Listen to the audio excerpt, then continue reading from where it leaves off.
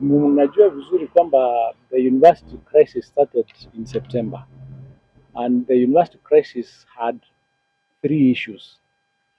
One of the issues was on the CBA of 21-25, whose amount of 2.73 billion, which fell in the financial year 25-26 and was supposed to be paid in July, had not been paid, as at the time the notice of strike was issued in September.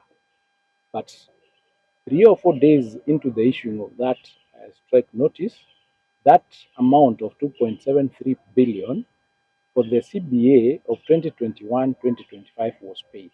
So that issue of the CBA of 2021-2025 was spent, Elisha. The second issue they had was on a CBA of 2017-2021. The CBA of 2017-2021 was a CBA of 16.8 billion. 8.8 billion had been paid, but SRC then indicated that there was a balance of 624 when the unions indicated that there was a balance of 7.9 billion. SRC said that out of that 7.9 billion, 7.2 billion had been paid in the course of the years during the normal salary increments of the lecturers. So now we had a problem. We had SRC saying 624 billion and the union saying 7.9 billion. So we could not be able to progress until the payroll was re-audited again. But now this re-auditing was done between SRC, between the universities, and between the unions. When that exercise ended about 10 days ago or so, I'll get the actual date, they indicated that the actual balance is neither 624 million or 7.9. It is actually 7.7. 200 had already been paid. 200 was accepted by both sides as having been paid to the universities. So the balance was then 7.7. So the government then gave an offer to the unions to pay this 7.7 in three tranches, in three phases. Phase one, this November, phase two in July, and the phase three in July 2027, which the unions rejected. We went back to the drawing board, and on last week we gave them an offer of paying this 7.7 in two tranches. That is 50% this month of November, and 50% in July 2026. This they again rejected, insisting that they want the whole amount paid in lump sum. Now, this becomes a problem because this being a historical debt, a historical amount, this amount was not factored into the budget of the ministry for the year 2025-2026. So we had to be able to get it from reallocations.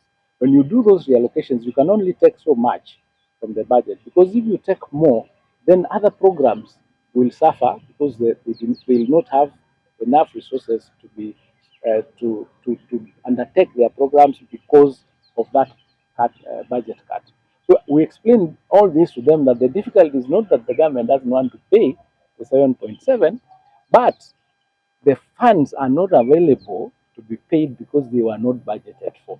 So the idea was, we will do some reallocations and through supplementary one, pay 50% this month of November when supplementary one is being done, and then the balance will be factored into the budget of the ministry for financial year 2026-2027. And that's how government works, that's how planning works, that's how budgeting works. But they rejected this as well. But tomorrow, we are in parliament with them. So we'll be meeting there with parliament, officers from the ministry, officers from treasury, officers from the unions, and we'll brainstorm together and see whether we can come to an agreement tomorrow. In the meantime, the 12 universities that are completely not teaching, some of the senates have made a decision to close, including JKUAT, which closed yesterday, and others are meeting to assess the situation of the students, because they've not been in class for almost 50 days, to make a decision on whether to close or not. But as a government, we are doing something to resolve that challenge, because it's a challenge that is life, but it's a challenge that is on our table through past non-decision making, and which is what we do not want to do now. So for this particular government, we want to resolve that issue so that in future we don't have lecturers going on strike every other time. So that's really the challenge that we have, but we are working towards resolving it, and I want to encourage the unions to consider the offer that the government has given, because previously, whatever offer that we had given, we have already made good. So we are not in arrears in any sense. And also, the students that are being punished now, and I thank them for being calm and remaining calm as they wait. The students that are being punished now were not there in 2017. They were not there in 2021. They are current in their payments to the lecturers. This is actually a historical debt or a pending bill, for lack of a better word, which can be resolved in other ways other than going on strike and denying the current students the studies when they have already done their part. So I'm just asking the unions to look into this issue and be open to discussion so that we can have it resolved. The other issue that they had of the negotiations of the CBA of 2025, 2029, the negotiations are ongoing. So you really cannot say you want to go on strike during the negotiations, because that then puts pressure on everybody to make maybe to accede to terms that may not be viable or that may not be fair. My appeal to them was that all of the strike, take a month or take 2 months, deal with the CBA of 2025, 2029 separately out of the strike as we resolve these issues. So the government has been faithful. The government has shown good faith in ensuring that the lecturers' welfare is taken care of and their issues are attended to without us running away from the challenge those, of those resources. So this is where we are with respect to the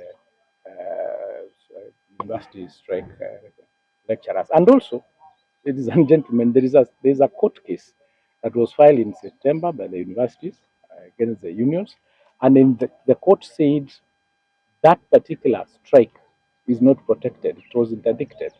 So even as they refuse to go back to class, they are violating a valid court order.